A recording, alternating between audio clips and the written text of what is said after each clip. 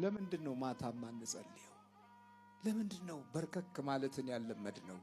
ባለመንበርከካችን ምን መጣ? ባለመጸለያችን ባለመስገዳችን ምን ሆነ? አይነ ጥላ አብሮ ተወለደ። ማታ ጸልይ ስለማትተኛ ከልጆች ጋር አይነ ጥላው አብሮ ተወለደ። የጨለማው ጊዜ ከልጆች ጋር ሆነ። ውስጣቸውን ሰረቀው።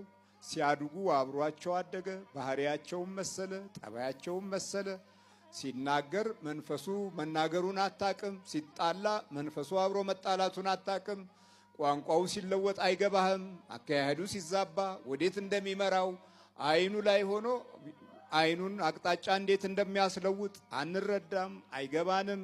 ስለዚህ በዚህ ጊዜና ሁኔታ ውስጥ ትውልዱ ተሳሰረና ወደ ቀኝ ስትለው ወደ ግራ ይሄዳል፣ ወደ ግራ ስትለው ወደ ቀኝ ይሄዳል። ቁጭ በል ስትለው ይቆማል፣ ተኛ ስትለው ይሮጣል። ግራ ገብት ያለው ነገር ላይ ደረሰ። የአመሉ የሱሱ የድንግርግሩ ማስተዋል ማጣቱ ውስጡን መጥፋቱ ለሱም ግራ መጋባቱ አልገባ ያለው እየሆነ የህሊናውን ፈቃድ ክፉ መንፈስ ሆኖ ያንን የህሊናውን ፈቃድ እየፈለገ ሲታገል የሚመራው በሙሉ ወዳልሆነ አቅጣጫ ነው በሙሉ። ስለዚህ የእግዚአብሔርን ጊዜ አጥፍተናል። የእግዚአብሔርን ጊዜ በልተንበታል፣ ተኝተንበታል፣ ጠጥተንበታል።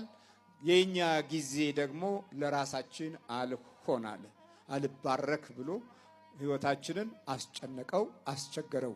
ውስጣችንንም ከህሊና ሞራል ጋራ ድክም እስክንል ድረስ ተፈተንን።